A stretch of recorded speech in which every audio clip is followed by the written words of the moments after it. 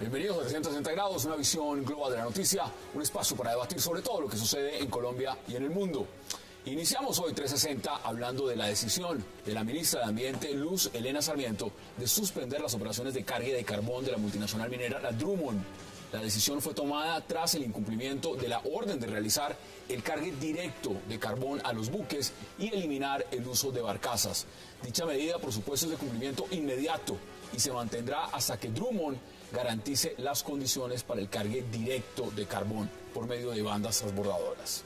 Y también hablaremos esta noche del alcalde Gustavo Petro y la decisión del Consejo Nacional Electoral que le niega la posibilidad de usar Canal Capital para promover o no la revocatoria de su mandato, por supuesto. Además, hablaremos del plazo y los requisitos solicitados al Estado colombiano por parte de la Comisión Interamericana de Derechos Humanos para brindar información que permita tomar una decisión respecto a las medidas cautelares que solicitó el alcalde Gustavo Petro. Y también debatiremos esta noche al final sobre el repunte de la imagen positiva del presidente Juan Manuel Santos, que superó ya el 50% según la última encuesta del Centro Nacional de Consultoría. Y no se muevan, que ya en segundos le vamos a dar la bienvenida a nuestros invitados.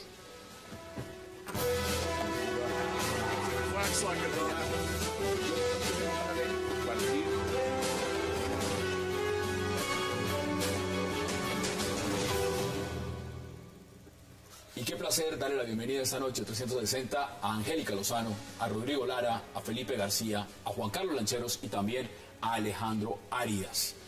Caballeros, Angélica, qué gusto y qué placer que están aquí esta noche. Buenas noches. Es un verdadero gusto. El gusto es mío. Muy buenas noches. Vamos a empezar con la Drummond. Y para eso quiero aprovechar, si ya tengo en contacto con Alejandro Arias, que fue uno de los que más insistió y mostró estas fotos y todo el tema de la Drummond, de cómo se hacía este descargue y pues la tragedia ambiental que sucedió en Santa Marta.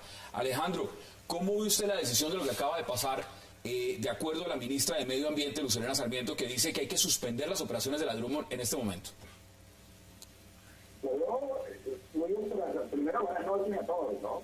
Y siento que es muy esperanzador la medida, nos permite creer que procesos de defensa como el de Santurbán, el de los bosques en el Amazonas, en Chocó, van a ser posibles, y que procesos como el Zona pueden culminar lo que dicen. También es otro proceso que hemos venido iniciando y la defensa de las zonas de playa de la nación. Entonces, esto va a dar como esperanza de que sí va a haber algún tipo de actitud por parte del gobierno en relación a la defensa de los ecosistemas y el medio ambiente.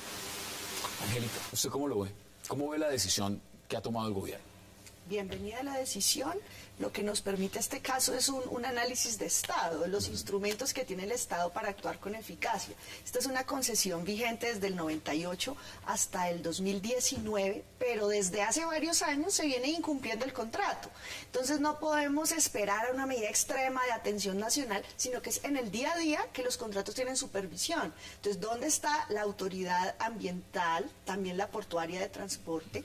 Esta medida no surgió ayer ni fue el 1 de enero, desde el 2009, vía decreto ministerial estaba la obligatoriedad, se recogió en el plan de desarrollo del país, de modo que celebro la decisión de hoy, pero no tiene que ser una gesta social, una lucha ciudadana de valientes como Alejandro y muchos otros, sino que el Estado tiene que ser fuerte y hacer cumplir. Bienvenida a la inversión extranjera, pero pilas que en cuáles son las condiciones ambientales. No se vale pagar por contaminar, pero a ver, veámoslo a también. Estamos en época electoral, y en época electoral es muy fácil decir una multinacional de esas está incumpliendo, entonces vámonos de frente contra la multinacional y vamos a imponerle todas las sanciones necesarias. Parar las operaciones tiene unos costos y vamos a mirar cifras. ¿Era necesario llegar hasta este punto o se podía esperar 2 o 3 meses a que construyeran lo que ellos consideran ese muelle de embarque donde podrían llevar directamente el carbón? Claro, el problema, creo yo, desde un punto de vista jurídico, es que uno de los objetos del contrato es justamente respetar y desarrollar el contrato conforme a la legislación colombiana. La legislación colombiana estableció que debía haber cargo directo desde 2014. claramente estamos ante un incumplimiento. 2014 Entonces, sí, esto ya no es pasó. objeto de realmente interpretación, que esto tiene unas consecuencias, unos efectos, por supuesto.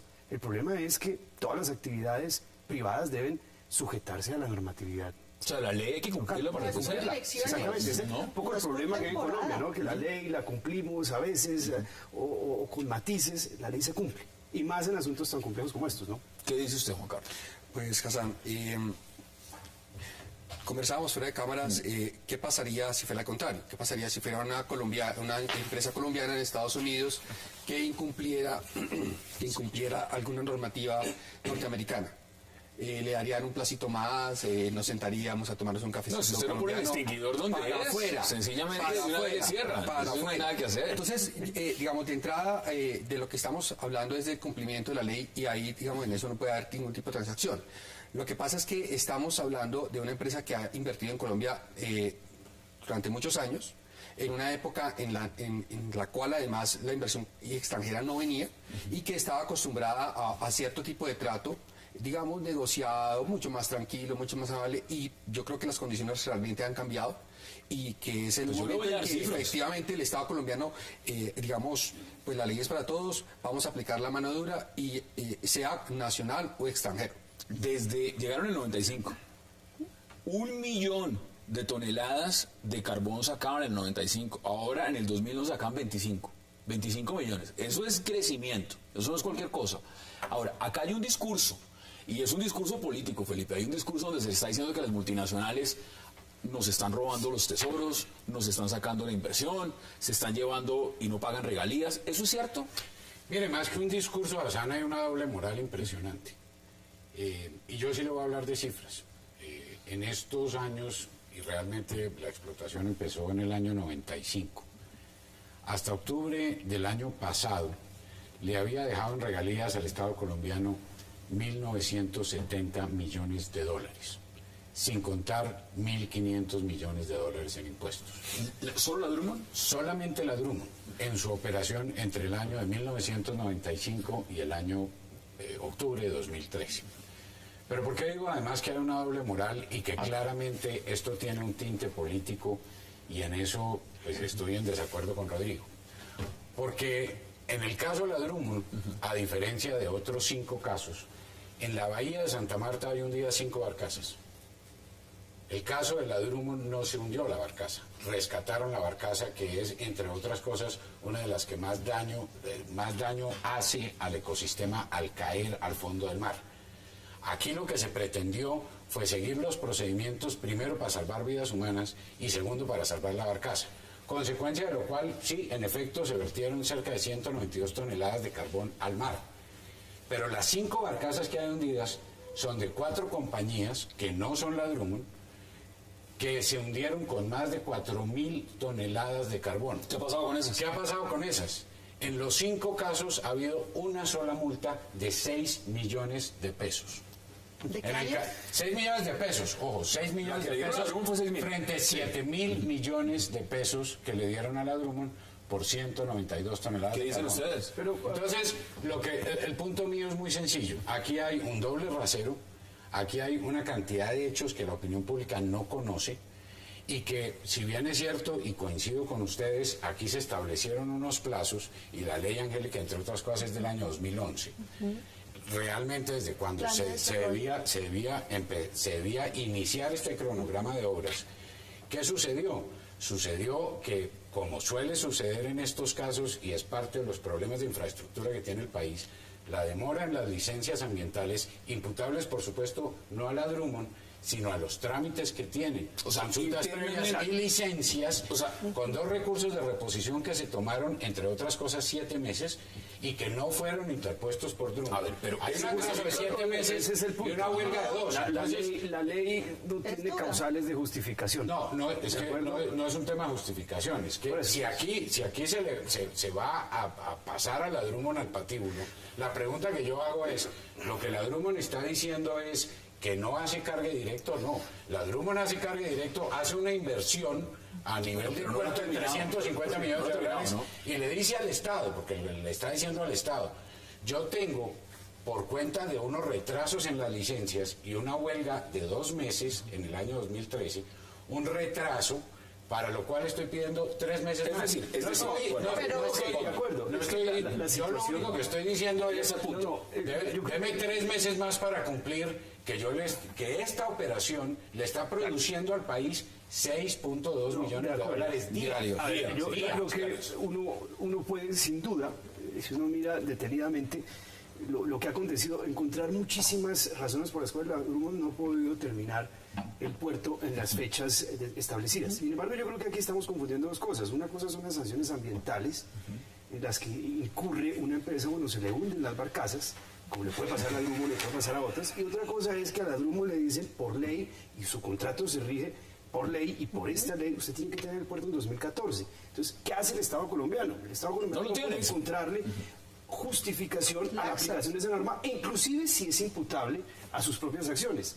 Ese es el punto que es sumamente complejo. Seguramente habrá muchísimas razones, pero yo creo que también hay algo de fondo, y es que le han mamado gallo mucho tiempo al cargue directo. Entonces le han mamado gallo y llegamos a una situación absurda. ¿Ha sido soberbio la Drummond? Claro. Yo creo que le han mamado gallo, le han mamado gallo. Le voy a dar una razón por la que no. Termino un segundito. Llegamos al punto en donde fue necesario sacar una ley para regular un puerto de carga directo cuando eso no es objeto de la ley. Eso debería ser un asunto en donde la empresa junto con y yo quiero decir algo.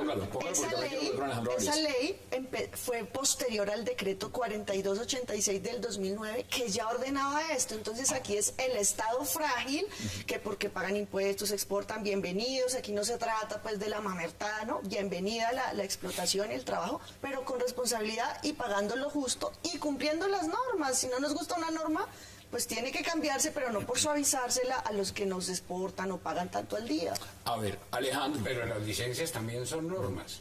Y usted no puede empezar una obra si no cuenta con la licencia. Con una licencia. Por supuesto, pero tiene que... La tragedia colombiana. Es la institucionalidad. Colombiana. Entonces, Es la finalmente fragilidad no es un tema institucional. de justificación. Entre otras cosas, porque a diferencia de los otros, de muchos otros casos, ¿por qué si le extendieron a Prodeco?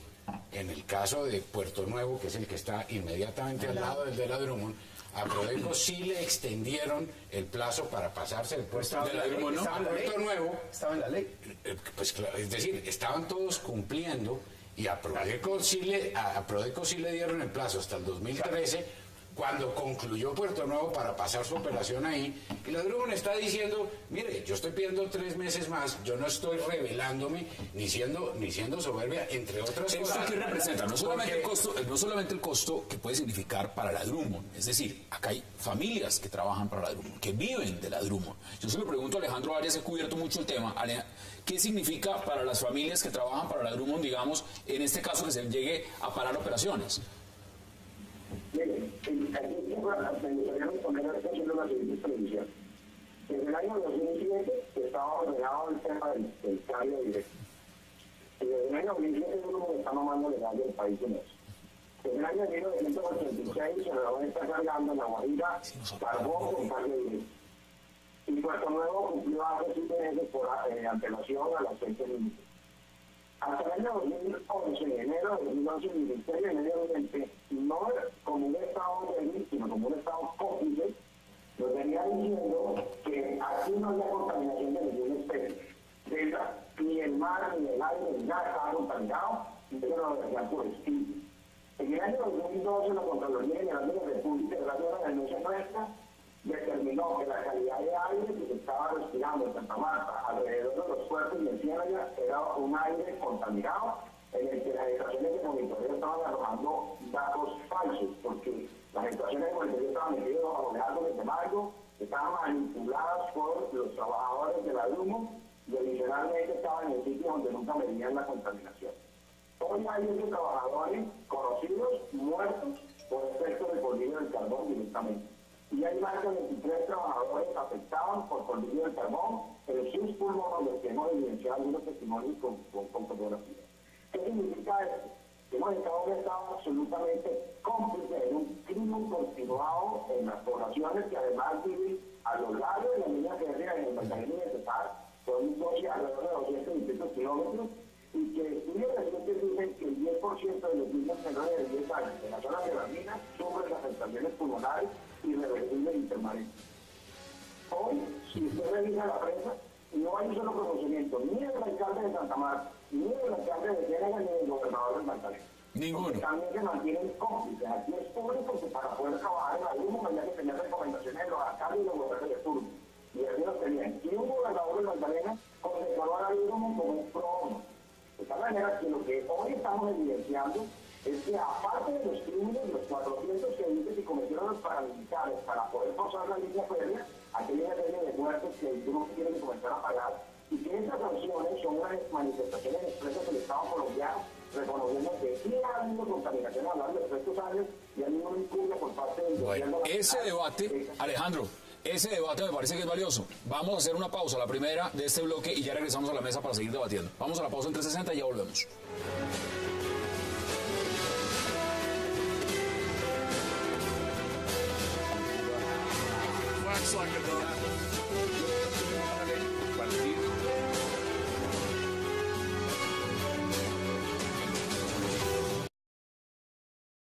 Nacional ha tomado la determinación de suspender el cargue de carbón hasta que se implemente el sistema de cargue directo. Si no lo hacemos, perderíamos credibilidad, y nosotros hemos sido consistentes en este gobierno, y yo como ministra he sido bastante consistente en el tema de que el que no lo hace bien, respetando el debido proceso, nosotros no nos ha temblado la mano para hacerlo.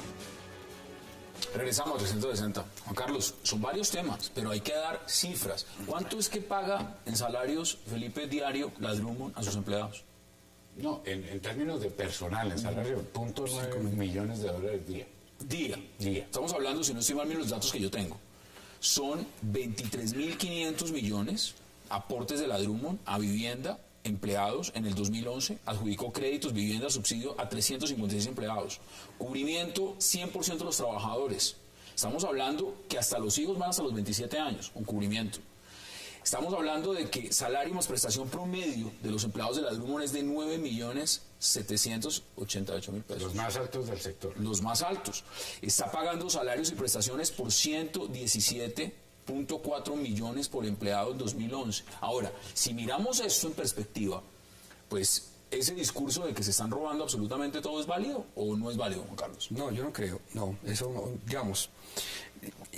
Lo que yo estoy percibiendo en este debate, digamos, son dos aspectos. Uno, que le quieren pasar a la Drummond toda una cuenta de cobro por todos esos asuntos de eventuales vínculos con paramilitares, que la forma como se extraen los recursos públicos, los recursos mineros en Colombia, todo un tema de política energético-minera. Ese es un tema. Y el otro es este punto específico del cumplimiento de la norma. Entonces, yo sí quisiera separar las discusiones y me quisiera concentrar fundamentalmente en lo que ocurrió el día de hoy, porque lo que uno tiene que ver acá es qué es más valioso para el país, la producción, digamos, de 6.2 millones de dólares día, o el cumplimiento de la ley. Y ahí es donde uno... Es innegociable. Vamos a entrar a negociar eso o no, porque en un país que quiere desarrollar y que se quiere desarrollar y que quiere, digamos, generar condiciones de confianza para los inversionistas extranjeros y nacionales, ¿cuál es el valor que le vamos a dar al cumplimiento de la ley? De entrada. Porque si nosotros vamos a comenzar a negociarlo, pues aquí termina convirtiéndose todo en negociable y vamos a incurrir en uno de los grandes pecados que la nación colombiana tiene, y es la corrupción. Porque ¿cuál es el criterio para distinguir, como tú decías ahora, que efectivamente en este caso sí es justificable o no? Es posible que en el caso de Drummond existan argumentos que permitan justificar el retraso de las obras y que eventualmente, digamos, se le pudiera dar un plazo adicional. Aquí lo que significa es que la operación se para. Sí, se para totalmente. Pero el punto es, o sea, a partir de cuáles son los argumentos que permiten que el Estado actúe. Entonces, y con eso termino. Efectivamente, el plazo máximo era el 31 de diciembre. Entonces, ¿por qué no lo entregaron antes? Porque ¿desde cuándo está la obligación? ¿Desde cuándo sabían? Es que me estoy acordando del tema de los pases de conducción. Entonces, claro, pues efectivamente termina uno forzando. Tranquilo, lo está diciendo, está mamando gallo. Eso es una posición que piensan muchos. Yo no estoy seguro que estuviera tomando el pelo en esos términos, pero sí creo que es una muy buena señal para el país que se le diga que incluso al costo de $6 millones diarios para el erario público es mucho más valioso el cumplimiento de la ley. Yo quiero complementar, Juan Carlos, porque este ejemplo lo que nos permite es ver la capacidad institucional, la capacidad del Estado. No funciona bien un Estado con este margen de discrecionalidad, que al uno así, que al otro no, que al uno se le da plazo, al otro chivo expiatorio, no. ¿Dónde está la capacidad integral de control, de vigilancia del cumplimiento de este y de todos los contratos, de las normas ambientales? Porque no podemos caer ahora en el chantaje, pero es que entonces nos dejan despedir a las familias, pero es que factura tanto. Por supuesto que nadie quiere supervisión. Y no queremos perjudicar a las familias, pero no podemos perjudicar ni al medio ambiente, ni al agua, ni a la legalidad que hay detrás. Para salir del desarrollo tenemos que cumplir los contratos y las leyes. Perdóneme, vuelvo sobre el tema de credibilidad que lo mencionaba, que veíamos que lo mencionaba la ministra en su intervención esta mañana, que es un tema que también se tiene que traer a la mesa. Ella era la directora en el trámite. Que era la directora de la Agencia Nacional de las Licencias anteriormente.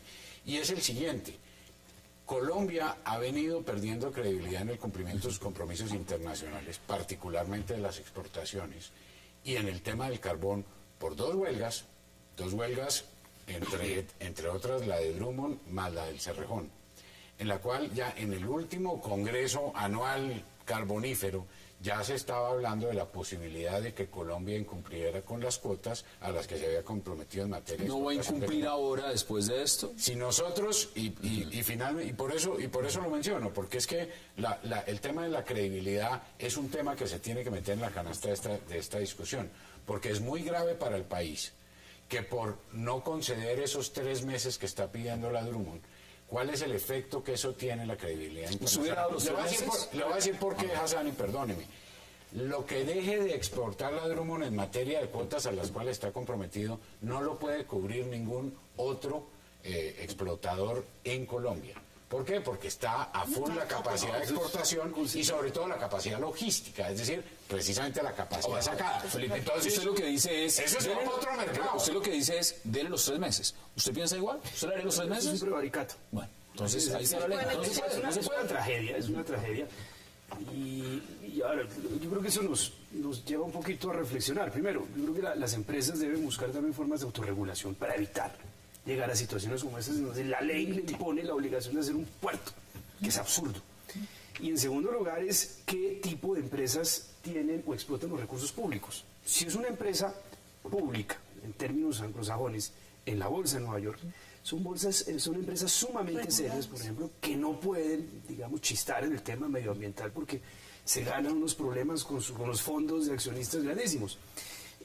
Yo creo que esas son las lecciones que nos dejan. Ahora, también hay un tema que es muy sensible, y es que estos son contratos anteriores a los contratos de concesión, que son de estos últimos 10 años, y son contratos que se negociaban entre el Estado y las partes porque no había un marco regulatorio. Y era distinto, es que lo estamos viendo en la cifra de producción. Nadie venía, además. En los años 80 el precio del carbón estaba en el piso, eso fue después del ciclo de los commodities de finales de los años 70, y eso se negoció un poco de forma artesanal, y la imposición de obligaciones a través de la ley o las resoluciones son cosas que le hacen ruido al contrato y que eso después puede terminar en una cantidad de litigios. En este momento, para que empecemos a concesión portuaria, porque la concesión portuaria emana de un COMPES y estaba hasta el año 2043, que tenía Drummond. Y Drummond renuncia, digamos, de alguna manera a esa concesión portuaria en las condiciones actuales para acogerse en el año 2007, después del 2007, a esta nueva, digamos, aventura de cargue directo. De manera que por eso es que yo insisto en que aquí no hay mamadera de gallo. Es decir, teniendo una concesión hasta el año 43, dice, perfecto, yo me pego al nuevo sistema y me voy a cargue directo, deme las licencias. ¿Cuándo puede arrancar y tiene las licencias? En marzo del año 2012. Entonces, ahí viene la capacidad institucional del Estado. Y la consulta previa. La consulta previa. Pero es de nuevo la capacidad institucional del Estado, porque esas licencias retrasadas nos reflejan como las entidades regulatorias que tramitan son tan frágiles para intereses económicos y ambientales. ¿Hay una política real energética en Colombia? ¿La existe? Es en que yo uso una expresión muy coloquial, la patria boba se refleja en muchos aspectos donde el Estado regulador y vigilante se queda corto para la realidad, corto para un trámite de una licencia, luego corto para entonces, una Juan Carlos, empecemos a redondear. ¿Cómo se explica que un gobierno y no me refiero a el pasado también, todos hablaban de una política energética, de un tren minero, y resulta que lo que más se demora en salir las licencias ambientales. Sí. Y precisamente por no tener licencias ambientales, entonces no pueden hacer los puertos. No, pero entonces, ¿hay una política real, concreta sobre ese tema o no existe? No, y es una tragedia, y adicionalmente, para efectos del tema de la consulta previa, entonces no se puede tramitar el proyecto de consulta previa porque hay que consultarlo además con las comunidades que a su vez no quieren dar su consentimiento, porque es mucho más fácil negociar proyecto por proyecto a tener un marco regulatorio fijo y común para todos. Entonces, y eso además, entonces uno dice, bueno, ¿y eso qué tiene que ver conmigo? Pues tiene que ver mucho porque no se adelanta un proyecto y no se aprueba ningún proyecto de consulta previa, porque para hacer eso tiene unos costos políticos muy importantes en el Congreso, y como estamos en época electoral, el Congreso no va a aprobar ni de vainas un proyecto de ley de consulta previa en este momento. Déjeme sus conclusiones en menos de 20 segundos, 30 segundos. El problema, las normas minero-petroleras yo creo que son adecuadas, son modernas. El problema es el autismo de las entidades del Estado colombiano, la falta de cultura de coordinación. Es que no se habla ambiente, no se habla con minas, por eso de pronto la señora de la AMLA está ahorita ministra de Minas, a ver si hay un diálogo común y con consulta previa al Ministerio del Interior, que cada quien es un poco autista, va por su lado y no mira al vecino. La Superintendencia de Transporte también. No me diga más lo que estaba diciendo hace menos unos meses la señora Contralora frente a todas las compañías que estaban funcionando, empezando Cerro Motors, muchas sin licencia ambiental. Demos conclusiones. Este es un ejemplo que implica que el Estado completo, más allá de las elecciones, el Estado tiene que articular sus entidades y su política de regulación y control, pero ponemos normas súper modernas y raquítico el Estado para hacerlas cumplir. Alejandro Arias, en Santa Marta, ¿cuáles son sus conclusiones sobre este tema de la Drummond y dónde ve usted la panorámica de lo que puede desarrollarse a futuro? 20, 30 segundos. Lo importante es que la Drummond tenga comportamientos que sean realmente decentes. O sea, el problema es también de decencia. Y la Drummond no ha sido decente en su comportamiento y en el trato con la gente. Dos, el gobierno tiene que fortalecer y aumentar la capacidad de morder frente a los incumplimientos de las empresas. Y tres, creo yo que aquí se abre un nuevo panorama para buscar la compensación de la gente que está siendo afectada, que es en última donde queremos llegar. Porque ya logramos lo principal, abrir la puerta, pero hay ahora que compensar a la gente. Felipe García. Yo creo que aquí, insisto, hay un tema de doble moral en el cual se está utilizando a la Drummond como chivo expiatorio de una situación, entre otras cosas, de la cual hay una responsabilidad muy grande del Estado, una responsabilidad muy grande de los competidores y una falta de articulación de la política del gobierno en relación con todos los temas que tienen que ver con infraestructura, pero por supuesto el tema energético y el tema de infraestructura. Simplemente, mire, yo creo en eso, Felipe, que si el Estado colombiano está obligando a lo imposible a la Drummond, existen los mecanismos jurídicos, judiciales, para que la Drummond obtenga su resarcimiento, su indemnización. Pero hasta tanto... Miles de millones de dólares están produciendo. Hasta tanto, sí, pues es lo que estás planteando. Hasta tanto eso no ocurra, hay que estar con el Estado colombiano en su esfuerzo para que la ley se cumpla. La ley tiene que cumplirla absolutamente todos. Vamos a la pausa en 360 porque en regreso vamos a hablar del alcalde Gustavo Petro y lo que ha pasado con Canal Capital y por supuesto también con la Corte Interamericana de Derechos Humanos. Ya regresamos.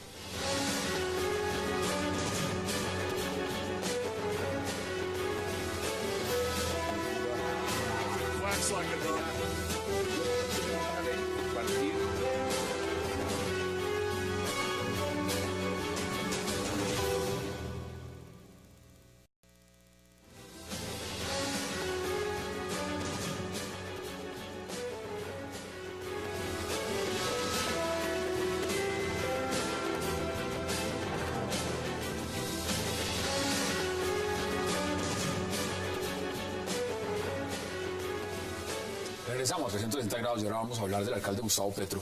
Rodrigo, ¿cómo ve usted la decisión del Consejo Nacional Electoral que le está diciendo al alcalde, mire, Canal Capital no se puede usar para promover el no, la revocatoria o lo que sea? ¿Cómo ve usted esa decisión? No, me parece que es una decisión natural, digamos que es una simple analogía de las normas de garantías que existen en cualquier proceso electoral. Los bienes públicos, los medios públicos no se pueden utilizar para... ¿Eso quiere decir que lo estaba haciendo?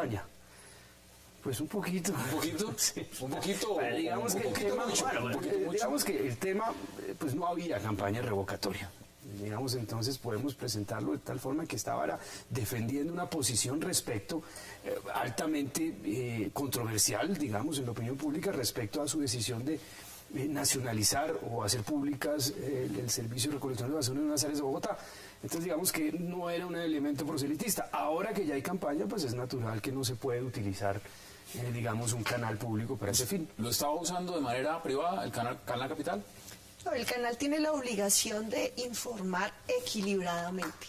Y yo creo que ahora que hay fijada una fecha, el 2 de marzo, tiene que tener espacio el sí a la revocatoria, el no o la abstención en igualdad de condiciones y desde el carácter informativo como el que puede hacer cualquier canal público. Sería absurdo pues que fuese solo en la opinión que asuma el alcalde. Angélica, perdón, yo le pregunto, no faltaba más fuera a reemplazar esto. No. Adelante.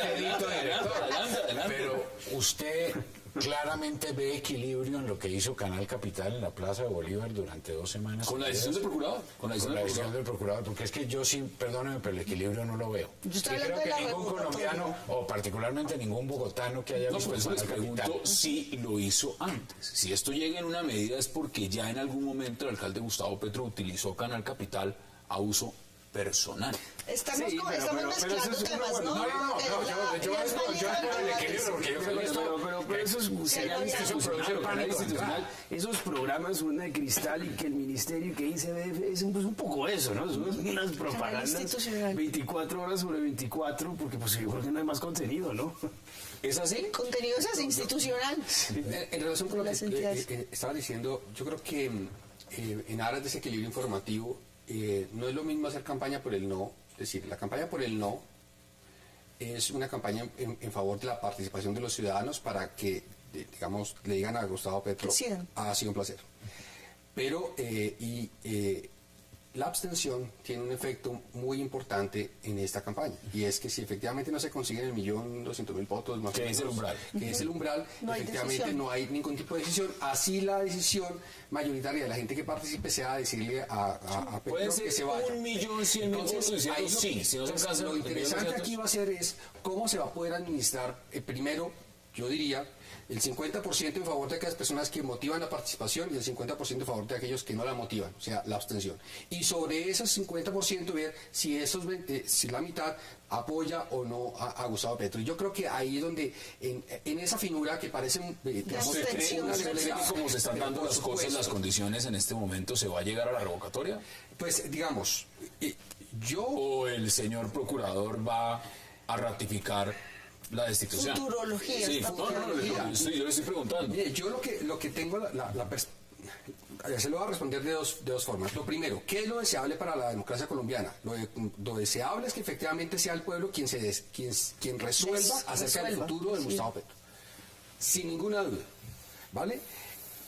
Pero en relación con lo del procurador, yo creo que el procurador no va a darse el lujo de permitir que los ciudadanos ratifiquen a Petro, así sea por la vía de la abstención, y él darse la pela luego de destituirlo. Bueno, esto es especular, y aquí lo único en firme es la revocatoria para el 2 de marzo, está en curso con un término amplio que el procurador puede resolver en 15 días o en meses. Llega de vacaciones la próxima semana. Llega el 14. Llega la próxima semana, martes. Es especulación absoluta. Yo soy de las que sostiene que es una decisión arbitraria, injusta y desproporcional del procurador. Lo que es un hecho es la revocatoria, pero también sabemos que en cualquier momento, de aquí al 2 de marzo, se puede resolver. Mire también, porque esto no solamente es lo que está pasando acá. O sea, evidentemente la Comisión Interamericana de Derechos Humanos también ha mandado pedirle al gobierno, y me refiero a la Procuraduría, información para sustentar justamente por qué se tomó esa decisión. ¿Cómo ve usted eso que está pasando? No, a mí ese me parece es un trámite de orden internacional absolutamente normal, rutinario. Eso es de trámite. Naturalmente, pues se trata de un organismo internacional y tiene que pedir información. Y los ha dicho en la anterioridad con esta rapidez expedita de decir, venga ya inmediatamente, mándeme los eso para mí es absolutamente de trámite y naturalmente se tiene que enterar, o como lo haría cualquier juez a la hora de tomar una decisión, y esto pues no es un juez. Pero que es que pida la información necesaria para poder tomar una decisión. De manera que para mí esto simplemente es un acto de trámite. Yo no creo que vaya a haber elección el 2 de marzo. Yo estoy convencido que el procurador resuelve. ¿Usted dice que llegue a vacaciones la próxima semana inmediatamente? Sí, mire, yo a esto no le doy más allá del 1 de febrero del procurador confirmando su decisión. Sin embargo, estoy de acuerdo con Angélica, es especulación, pero en cualquier caso, tomada la decisión, una decisión que implique la destitución, pues naturalmente todo el proceso electoral se cae.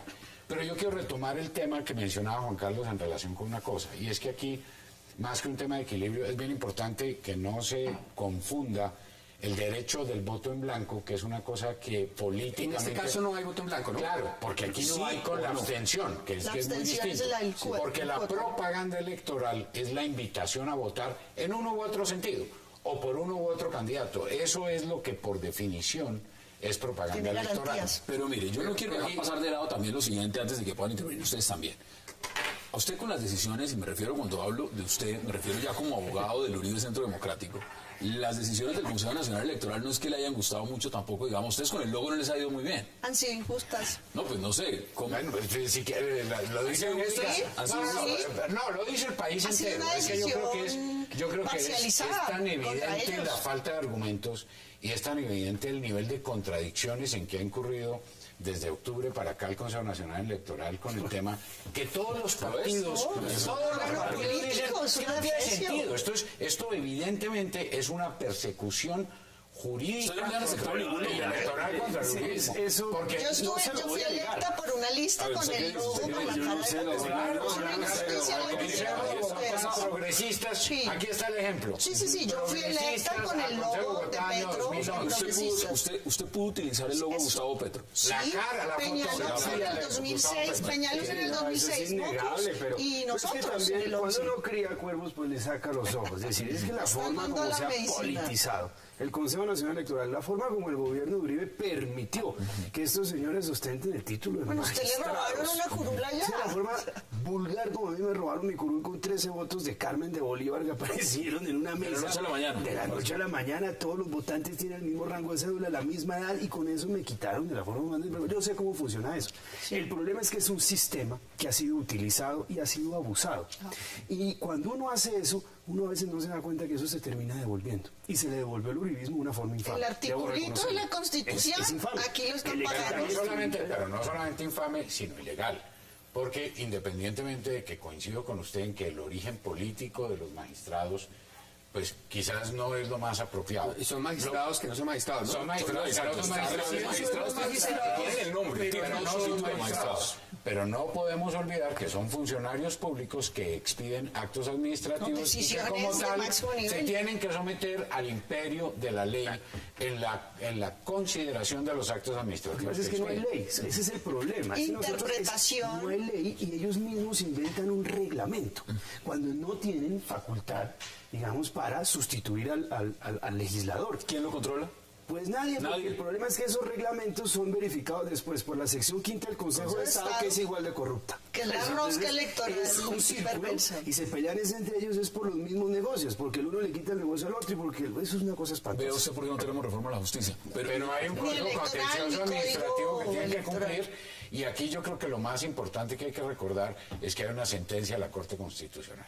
Y lo que el Consejo Nacional Electoral no puede es darse el lujo de citar a Aristóteles, a Rousseau y una sentencia, por Dios, de la justicia mexicana, olvidándose que hay una sentencia de constitucionalidad de la Corte Constitucional de Colombia, que además está en la obligación de obedecer porque lo dice el nuevo Código Contencioso Administrativo, está en la obligación de pegarse al precedente de una sentencia de la Corte Constitucional colombiana que está desconocida. Pero les importa un rábano porque dicen, listo, vaya y demande mis decisiones. Usted se va para la sección 5ª del Consejo de Estado. ¿Cuánto se demora? A ver, ¿cuánto le cuesta? ¿Cuánto le cuesta? Ahora, mire, ¿qué logo van a tener entonces? Uribismo Centro Democrático. Ese es el logo presentado. Y el logo original de Uribe Centro Democrático es objeto de un recurso de reposición ante el mismo Mire, Consejo. este punto, este tema se parece al anterior y aquí los ciudadanos somos los que tenemos que plantarnos. O sea, no puede ser esta la patria boba donde la cultura de la legalidad está en juego. Hoy no me conviene estos magistrados que hoy son antiuribistas o esta unidad nacional, Frente Nacional, la que sea que está ya representada. Hoy son santistas. Toma medidas como las que en su momento el uribismo tomó hasta la vergüenza de a reformar la Constitución, tenemos una reelección, una defecio que nos destrozó la institucionalidad. Entonces, es justicia Entonces, divina, la legalidad, ¿dónde está? ¿Y a qué le vamos a jugar los ciudadanos? A poner el Estado al servicio de las pasiones. Ejemplo, el procurador persiguiendo lo que a él no le gusta, persigue homosexuales. Yo sí quisiera ver una acción imparcial del Estado por el interés público y no persiguiendo lo que el señor en sus obsesiones tiene. Deme sus conclusiones también, Juan Carlos, la que está en menos de 20 segundos porque vamos a cambiar de tema. Y eso Vamos es a la pausa. justicia que hicieron ustedes. Sobre el tema del centro democrático. Sí, ya que lo pusimos sobre la mesa. Mire, sobre eso es absolutamente claro que el Consejo Nacional Electoral no está actuando de forma imparcial. Sí, ahí no hay ninguna duda, ninguna duda. ¿Cómo lo va a pagar? Pues esas cosas se devuelven. En las próximas elecciones, ¿no? Esas cosas se van a devolver, eso téngalo por seguro, y esa es otra de las reformas, de las 1000 reformas pendientes que tiene la Constitución. En aras de la discusión fue vía tutela que finalmente, al menos en el caso de Peñalosa, terminó el tarjetón. Lo que yo sí veo es una maroma jurídica del Consejo Electoral para que con esta anticipación no se... Este hombre lleva dando la pelea no sé cuánto tiempo y no ha podido con el lobo. Pues es que no hay un piso jurídico. Él está peleando en una nebulosa de normas que ellos inventan, un procedimiento que cambian. Mire, es algo absolutamente monstruoso. Yo lo viví 4 meses y le digo que eso es kafkiano. Bueno, pero mire, el sorteo les favoreció. Esto él se devuelve. Vamos a ver cómo termina absolutamente todo. Vamos a la pausa en 360 porque al regreso vamos a hablar de una nueva encuesta sobre la cual ya la imagen favorable del presidente Juan Manuel Santos ya supera el 50%. Ya regresamos.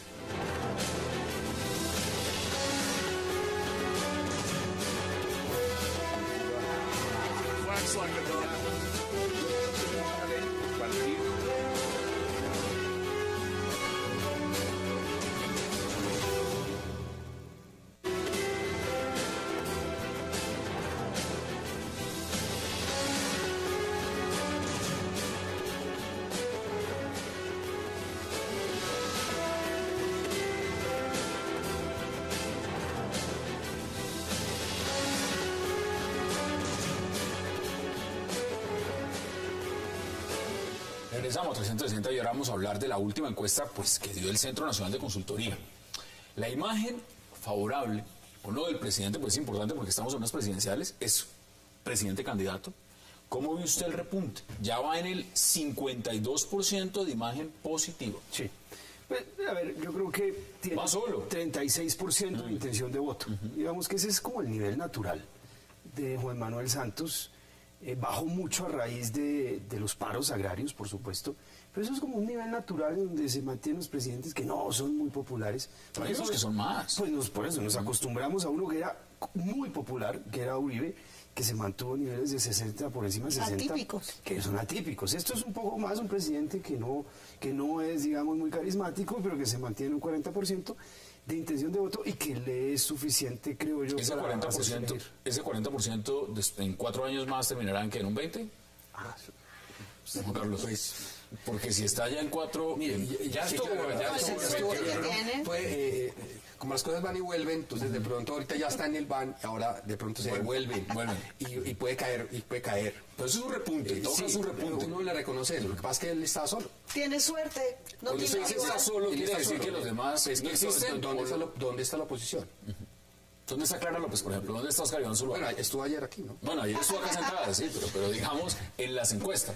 No, está digamos que no aislado está, del debate. claro, no se está reflejando. Yo le comentaba ahora también el tema de los computadores de Santos. Dígame, si ocurriera un medio escándalo parecido en Estados Unidos, en España, en Alemania, ¿en dónde estábamos ahorita? Es una cosa que hay que discutir. Es decir, no hay un fiscal que haga una evaluación acerca de efectivamente si existe o no ese cartel de la contratación. De la relación. La de contratación va lento, sí, tranquilo. esa también va lento, pero veamos a ver si efectivamente una denuncia de un expresidente, es decir, es una denuncia ante la Comisión de Absoluciones, ¿no? Pero independientemente de eso, es una denuncia que tiene unos efectos importantes, porque si se prueba, pero si se prueba no solamente eso, se prueba que el presidente Uribe está mintiendo, pues es gravísimo. De falsa denuncia, lo que usted quiera. Entonces, la pregunta es que, desafortunadamente, acá existe en este momento más un candidato al Senado que un candidato a la presidencia.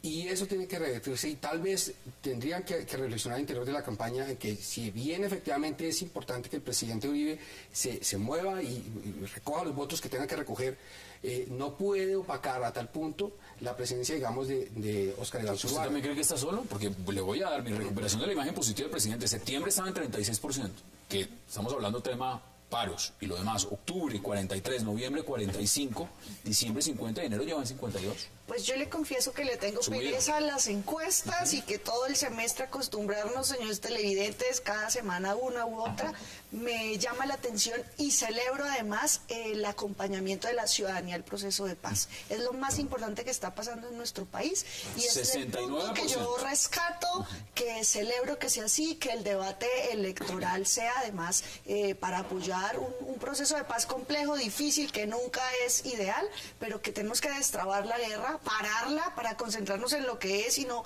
acabar ese caballito de excusa de invertir en la guerra y mantener el coco para concentrarnos en construcción de equidad. Es lo que más me interesa de la encuesta. Santos está solo, Santos es un presidente malo, irregular, pero el rival es peor, con todo respeto. Pues Óscar Iván Zuluaga no pegó y tiene el problema de ser visto como un títere, como una marioneta. ¿Qué credibilidad va a inspirar eso para un estadista? Entonces el señor no pegó y pues la consulta verde, que es la consulta nuestra, está empezando un proceso que obviamente cuando Antonio Navarro pasa al Senado, decisión que celebro, que acompaño, que me gusta, pues perdió sexapil, porque ahí había claramente una buena pelea entre Peñalosa y Navarro. Ahora está Peñalosa liderando, que tiene otros dos ¿Cuántos candidatos hay en la alianza en este momento? Tres precandidatos, Sudarsky, Romero y Peñalosa. Al salir Navarro de la contienda, pues se ve y se lee como una consulta municipal. ¿Eso cómo sería? Sudarsky, el mocusiano, Romero, el de Navarro y no el de Navarro. No el de Navarro. Romero, bueno, Romero, digamos, un poco más de izquierda. ¿Y Peñalosa el uribista? Esperamos que no, porque ya lo ha hecho 2 veces. Entonces habría 2 uribistas. Peñalosa tiene muchos atributos y claramente un defecto repetido 2 veces. Yo espero que haya aprendido la lección y claramente la Alianza Verde impedirá categóricamente una alianza malsana y absurda como irse con Uribe. En ese momento se le podría retirar el aval posterior a que se resuelva la consulta. Está como la ministra ya otorgado, eso ya se fue. Yo pienso que es importante. Yo también creo que está solo, que está solo. Yo pienso que hay que distinguir. 3 veces con la misma piedra no le va a pasar. Yo pienso que hay que distinguir en las encuestas la favorabilidad de la intención de voto. Son se miden 2 cosas muy distintas. Lo mismo que en la pregunta que se hace en las encuestas sobre si está de acuerdo con los diálogos de paz frente a lo que es este proceso. Porque 69% de los encuestados frente a los diálogos dicen que aprueban, que sí. Que haya diálogo. Sí, que es que haya diálogo. 29 no aprueban los diálogos, 2% no saben, no responden. Yo tengo que reconocerle públicamente que, como lo he dicho siempre, no importa tanto los números como la tendencia. Y aquí, después de los paros, se ha recuperado. Habíamos dicho, con una sola medición no se puede hablar de recuperación, salvo que eso se repita y se convierta en tendencia. Tengo que reconocer que esa tendencia sí existe. Pero también quiero retomar lo que dice Juan Carlos, porque frente al caso puntual de los números de Santos, cuando estamos hablando de 1975 cargos directivos, 597 contratos de prestación de servicios y 2.5 billones de pesos. Hay gente que resume eso en mermelada. En cupos indicativos. No, pero es que las cifras son realmente aberrantes. O sea, es aberrante esa denuncia, que entre otras cosas no es una denuncia del presidente Uribe, sino es una denuncia de Ernesto Macías. 10 segundos. En la fórmula. Sí.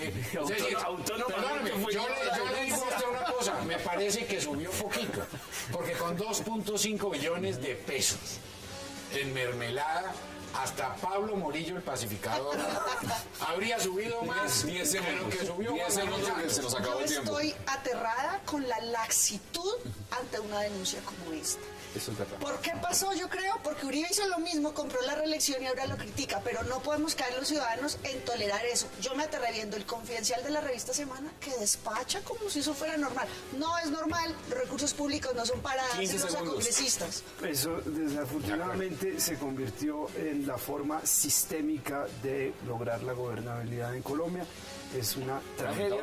Y eso lo están haciendo todos los gobiernos y es algo lamentable. Eso es la disparidad que existe entre la práctica y lo que el deber ser de nuestras normas. ¿Concluye usted, Juan Carlos Lancheros, en 15 segundos? Hassan, si de comprobarse, que nunca se va a comprobar, de comprobarse que las denuncias del carrusel de la reelección son ciertas, el proceso 8000 es una tontería comparado con lo que está ocurriendo, de la forma tan salvaje y tan aberrante como se vende el país a los políticos. Ahí están las posiciones. Juan Carlos Lancheros, un verdadero placer. Rodrigo, gracias, que no sea la última vez. Gracias. Angélica Lozano, qué gusto.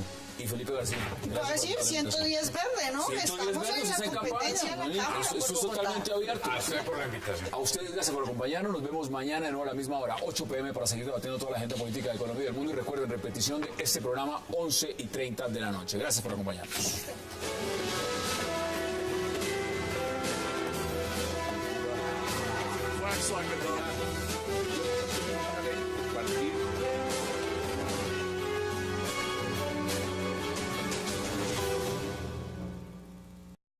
A cierto tipo de trato, digamos, negociado, mucho más tranquilo, mucho más amable, y yo creo que las condiciones realmente han cambiado y que es el momento en que efectivamente el Estado colombiano, digamos, pues la ley es para todos, vamos a aplicar la mano dura y sea nacional o extranjero. Llegaron en el 95, 1 millón de toneladas de carbón sacaban en el 95, ahora en el 2000 nos sacan 25 millones. Eso es crecimiento, eso no es cualquier cosa. Ahora, acá hay un discurso, y es un discurso político, Felipe. Hay un discurso donde se está diciendo que las multinacionales nos están robando los tesoros, nos están sacando la inversión, se están llevando y no pagan regalías. ¿Eso es cierto? Mire, más que un discurso, Hassan, hay una doble moral impresionante. Y yo sí le voy a hablar de cifras. En estos años, y realmente la explotación empezó en el año 95, hasta octubre del año pasado, le había dejado en regalías al Estado colombiano 1.970 millones de dólares, sin contar 1.500 millones de dólares en impuestos. ¿Solo la Drummond? Solamente la Drummond, en su operación entre el año de 1995 y el año octubre de 2013. Pero ¿por qué digo además que hay una doble moral y que claramente esto tiene un tinte político, y en eso pues estoy en desacuerdo con Rodrigo? Porque en el caso de la Drummond, a diferencia de otros 5 casos, en la bahía de Santa Marta hay un día 5 barcazas. El caso de la Drummond no se hundió la barcaza, rescataron la barcaza, que es, entre otras cosas, una de las que más daño hace al ecosistema al caer al fondo del mar. Aquí lo que se pretendió fue seguir los procedimientos, primero para salvar vidas humanas y segundo para salvar la barcaza. Consecuencia de lo cual, sí, en efecto, se vertieron cerca de 192 toneladas de carbón al mar. Pero las 5 barcazas... Es un verdadero gusto. El gusto es mío. Muy buenas noches. Vamos a empezar con la Drummond, y para eso quiero aprovechar, si ya tengo en contacto con Alejandro Arias, que fue uno de los que más insistió y mostró estas fotos y todo el tema de la Drummond, de cómo se hacía este descargue y pues la tragedia ambiental que sucedió en Santa Marta. Alejandro, ¿cómo ve usted la decisión de lo que acaba de pasar? De acuerdo a la ministra de Medio Ambiente, Lucilena Sarmiento, que dice que hay que suspender las operaciones de la Drummond en este momento. Primero, buenas noches a todos, ¿no? Y siento que es muy esperanzador la medida, nos permite creer que procesos de defensa como el de Santurbán, el de los bosques en el Amazonas, en Chocó, van a ser posibles, y que procesos como el de Zona pueden culminarse felizmente. También es otro proceso que hemos venido iniciando, y la defensa de las zonas de playa de la nación. Entonces, esto va a dar como esperanza de que sí va a haber algún tipo de actitud por parte del gobierno en relación a la defensa de los ecosistemas y el medio ambiente. Angélica, ¿usted cómo lo ve? ¿Cómo ve la decisión que ha tomado el gobierno? bienvenida a la decisión. Lo que nos permite este caso es un análisis de Estado, los instrumentos que tiene el Estado para actuar con eficacia. Esta es una concesión vigente desde el 98 hasta el 2019, pero desde hace varios años se viene incumpliendo el contrato. Entonces no podemos esperar a una medida extrema de atención nacional, sino que es en el día a día que los contratos tienen supervisión. Entonces, ¿dónde está la autoridad ambiental, también la portuaria de transporte? Esta medida no surgió ayer ni fue el 1 de enero, desde el 2009, vía decreto ministerial estaba la obligatoriedad, se recogió en el plan de desarrollo del país, de modo que celebro la decisión de hoy, pero no tiene que ser una gesta social, una lucha ciudadana de valientes como...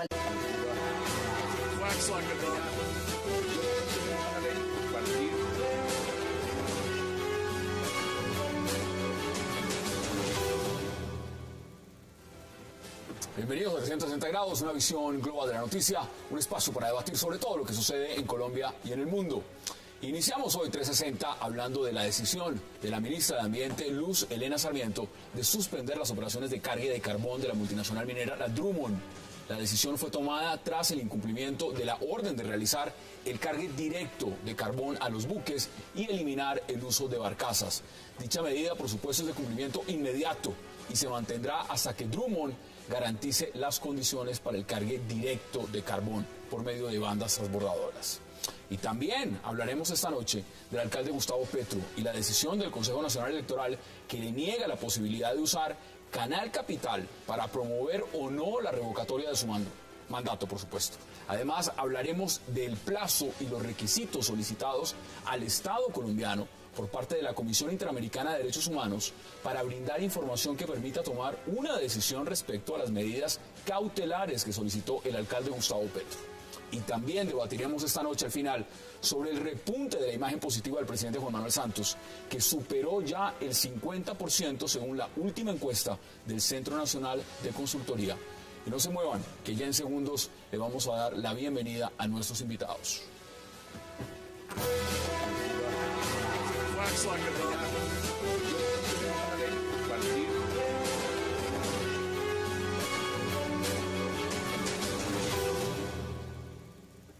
Y qué placer darle la bienvenida esta noche 360 a Angélica Lozano, a Rodrigo Lara, a Felipe García, a Juan Carlos Lancheros y también a Alejandro Arias. Caballeros, Angélica, qué gusto y qué placer que están aquí esta noche. Bueno, Las casas que hay hundidas son de 4 compañías que no son La Drummond, que se hundieron con más de 4.000 toneladas de carbón. ¿Qué ha pasado con esas? ¿Qué ha pasado con esas? En los 5 casos ha habido una sola multa de 6 millones de pesos. ¿de qué año? 6 millones de pesos, ojo, 6 millones que de le dieron a pesos Drummond fue 6.000. frente a 7.000 millones de pesos que le dieron a La Drummond por 192 toneladas ¿Qué de dicen carbón. ustedes? Pero, Entonces, el punto mío es muy sencillo. Aquí hay un doble rasero, aquí hay una cantidad de hechos que la opinión pública no conoce y que, si bien es cierto, y coincido con ustedes, aquí se establecieron unos plazos y la ley, Angélica, entre otras cosas, es del año 2011. Realmente desde cuando Plan de se debía iniciar este cronograma de obras. ¿Qué sucedió? Sucedió que, como suele suceder en estos casos, y es parte de los problemas de infraestructura que tiene el país, la demora en las licencias ambientales, imputables por supuesto no a La Drummond, sino a los trámites que tienen, O sea, consultas previas y licencias, o sea, con 2 recursos de reposición que se tomaron, entre otras cosas, 7 meses, y que no fueron interpuestos por Drummond. A ver, pero hay ese un atraso de 7 meses ese es el punto. y una huelga de 2. La ley no tiene dura. causales de justificación. No, es ¿De que acuerdo? no es un tema de justificación, es que Por eso. si aquí se va a pasar a La Drummond al patíbulo, la pregunta que yo hago es, lo que La Drummond está diciendo es que no hace cargue directo, no. La Drummond hace cargue directo, hace una inversión a nivel de puerto de 350 millones de dólares y le dice al Estado, porque le está diciendo al Estado, yo tengo, por cuenta de unos retrasos en las licencias y una huelga de 2 meses en el año 2013, un retraso para lo cual estoy pidiendo 3 meses más. Es decir, de acuerdo. La yo lo situación- único que estoy diciendo es, deme 3 meses más para... Alejandro y muchos otros, sino que el Estado tiene que ser fuerte y hacer cumplir. Bienvenida a la inversión extranjera, pero pilas que en cuáles son las condiciones ambientales. No se vale pagar por contaminar. Pero a ver, veámoslo veámoslo también. Estamos en época electoral. Y en época electoral es muy fácil decir una multinacional de esas está incumpliendo, entonces vámonos de frente contra la multinacional y vamos a imponerle todas las sanciones necesarias. Parar las operaciones tiene unos costos y vamos a mirar cifras. ¿Era necesario llegar hasta este punto o se podía esperar 2 o 3 meses a que construyeran lo que ellos consideran ese muelle de embarque donde podrían llevar directamente el carbón? Claro, el problema, creo yo, desde un punto de vista jurídico, es que uno de los objetos del contrato es justamente respetar y desarrollar el contrato conforme a la legislación colombiana. La legislación colombiana estableció que debía haber cargo directo desde 2014. Claramente estamos ante un incumplimiento. 2014 Entonces, esto no es objeto de realmente de interpretación, que esto tiene unas consecuencias, unos efectos, por supuesto. El problema es que todas las actividades privadas deben sujetarse a la normatividad. O sea, la ley hay que cumplirla para que sea. Exactamente, ese es un poco el problema que hay en Colombia, ¿no? Que la ley la cumplimos a veces o con matices, la ley se cumple. Y más en asuntos tan complejos como estos, ¿no? ¿Qué dice usted, Juan Carlos? Pues, Hassan, conversábamos fuera de cámaras, ¿qué pasaría si fuera al contrario? ¿Qué pasaría si fuera una empresa colombiana en Estados Unidos que incumpliera alguna normativa norteamericana? Le darían un placito más, nos sentaríamos a tomarnos un cafecito. No, si usted no pone el extinguidor donde para es, afuera, sencillamente para una afuera, vez cierra, para no hay nada que hacer. Entonces, digamos, de entrada, de lo que estamos hablando es del cumplimiento de la ley y ahí, digamos, en eso no puede haber ningún tipo de transacción. Lo que pasa es que estamos hablando de una empresa que ha invertido en Colombia durante muchos años, en una época en la cual además la inversión extranjera no venía y que estaba acostumbrada